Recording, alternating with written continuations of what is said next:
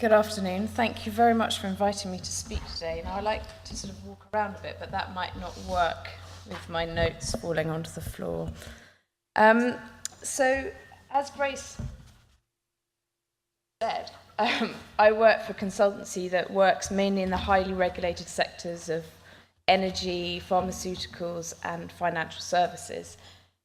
We do a lot of work in crisis management and, as part of that, reputation management. I'm going to have to stay here, which is, if you see me looking quite trapped, it's because I'm stuck behind this dais. And we've been asked to come and speak to you today about the communication element of reputation management. So I'm going to whip through these slides fairly quickly because I spent my rather bumpy flight over this morning reading an FT piece in the management section on how to present and how you shouldn't have slides. So when I was told that my slides may be lost, I felt that I should go with that and have no slides, but my slides are now here, so I will stick to them, but probably not like glue, not least as they're behind me and I can't really see them. So we work a lot with organisations where something has already gone quite wrong. And when I say quite wrong, I mean where your threat to licence to operate has been threatened. So sort of shareholder revolt, NGO activity, regulatory backlash, that's the kind of area that we help organisations manage. And what we always say to them afterwards, not during the actual crisis itself, is perhaps a little preparation might have helped you guys out when they say, but what more could we have done? And our thoughts are always along the lines of a crisis is kind of the end point.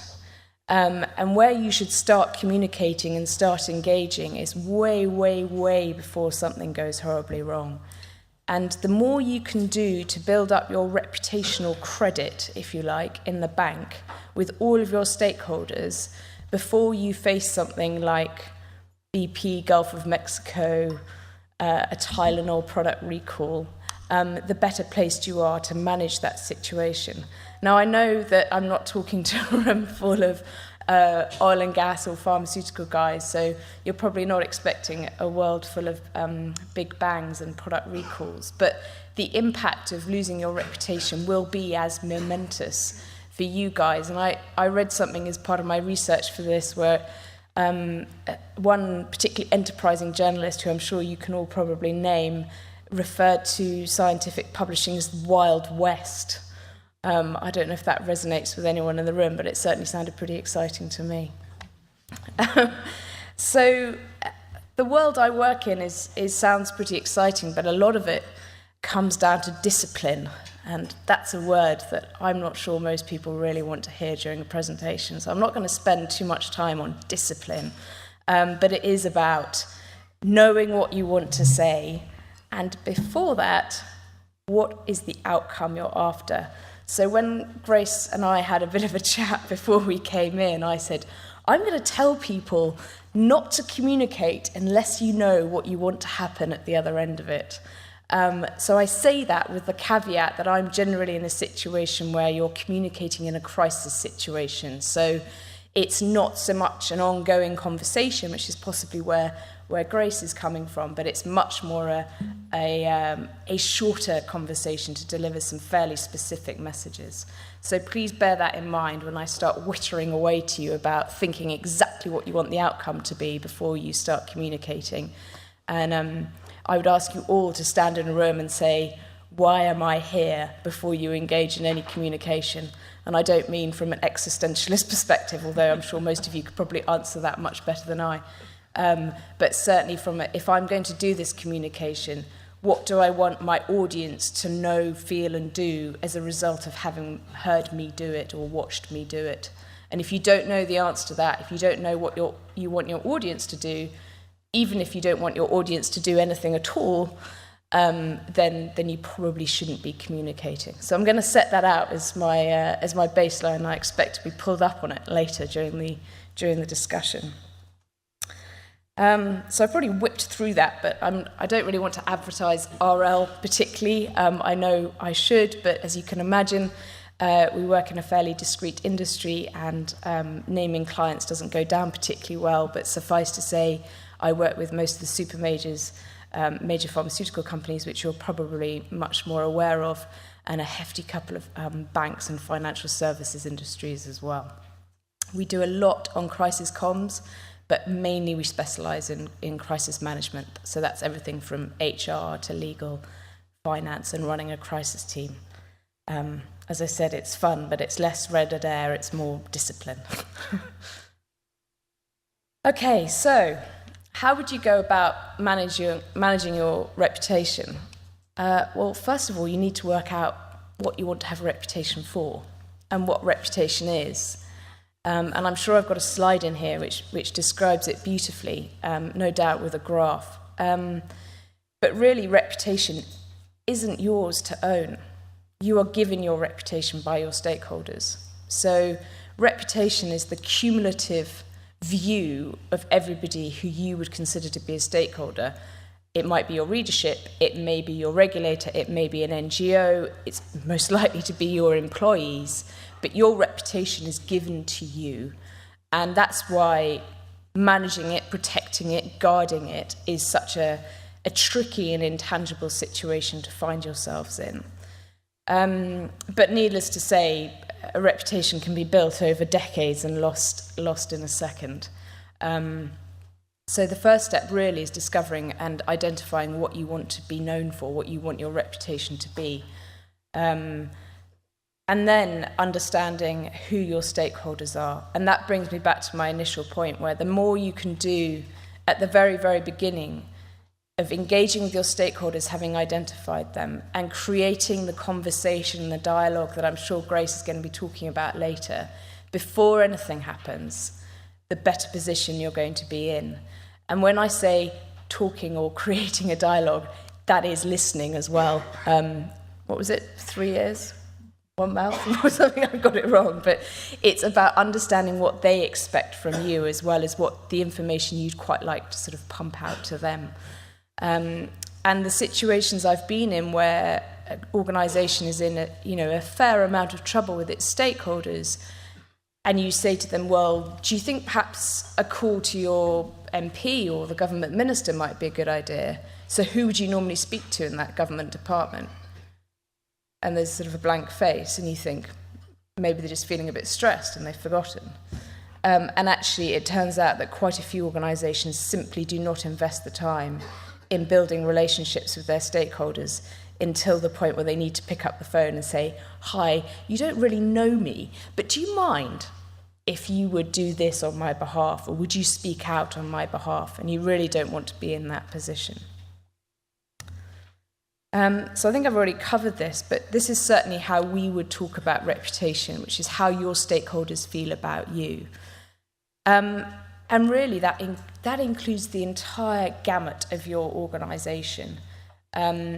It's everything from what you say to, most importantly, what you're seen to do. And the seen to do in that is purposeful, because reputation really is about perception. And the organisations I've worked with, where what they are doing to manage a crisis and what they're communicating about isn't having the direct effect they're after, and it's because they're not communicating in their audience's language. So they may be running an organisational or technical operational response to a crisis that is textbook perfect. But if they cannot communicate the details of that to their audience in a way that will resonate with that audience and engage them, then they may as well not communicate at all. And their audience will have a perception of how they think they are doing. So it's what you do and what you're seen to be doing. And between that, of course, is their direct experience of you and what your peers think about you as well. But really what I'd stress from here is it's all about the perception quite often, because unfortunately the perception becomes the reality. And BP Gulf of Mexico was some time ago, and if it was a smaller group, I'd love to have a chat about it, but I suspect it might get quickly unmanageable. But from an engineering or from a technical perspective, BP's response was extraordinary. They were doing a sort of underwater brain surgery. But that's not what people remember. People remember Tony Hayward answering a journalist who said, "Tony, you must sometimes want your life back." And that was edited to, "Yeah, I want my life back."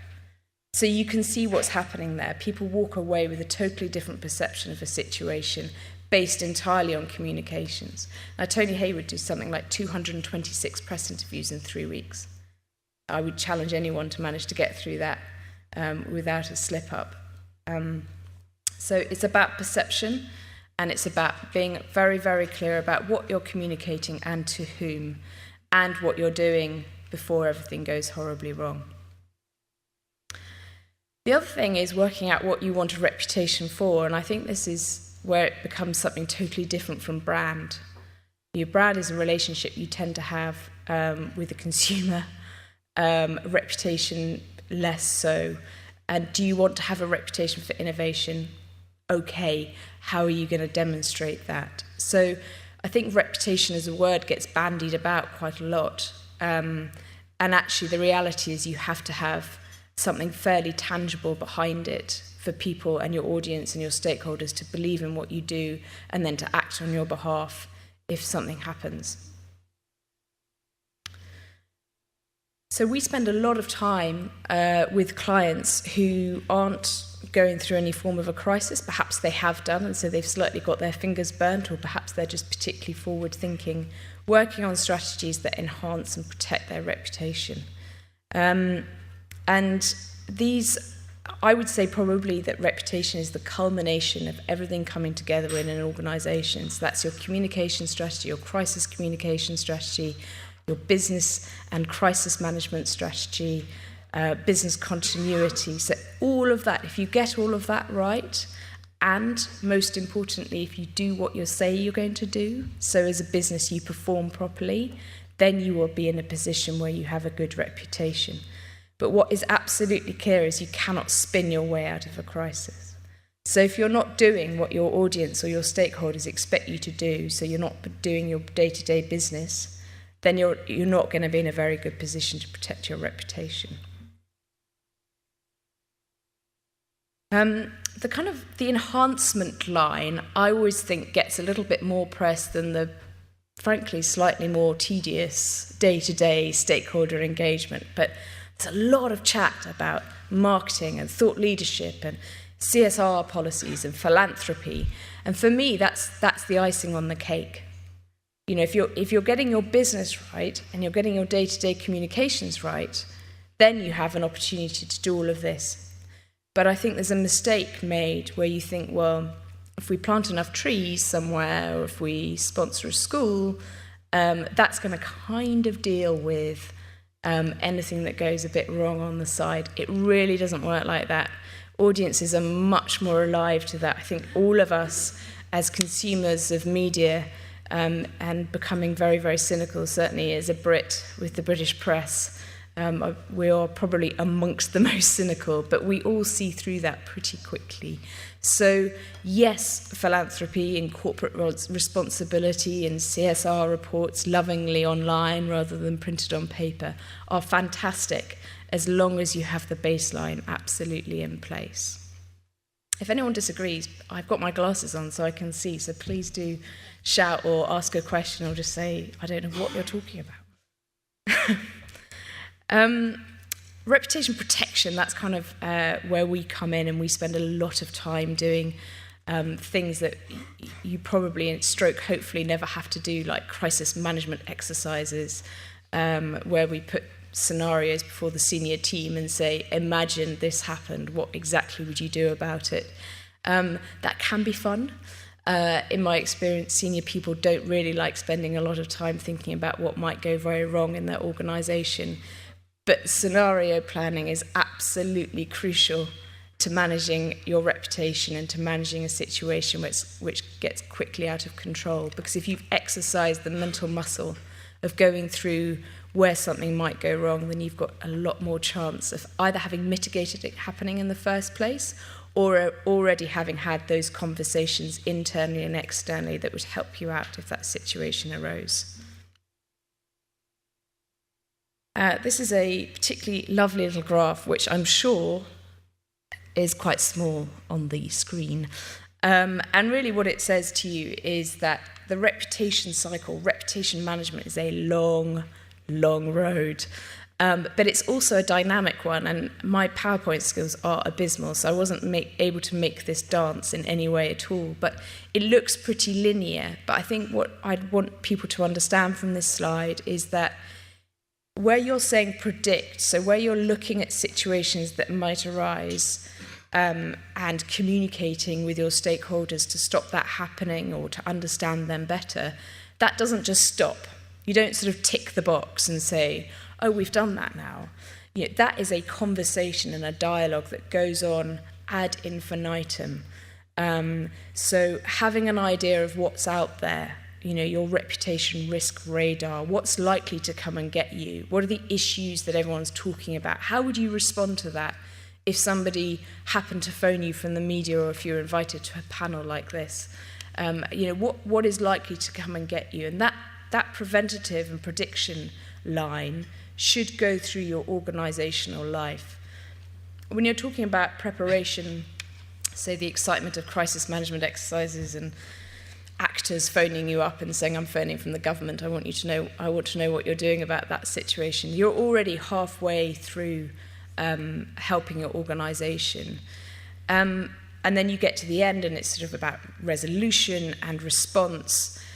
And the bit that people tend to forget is the recovery. So you'll find a lot of organisations have major, major issues.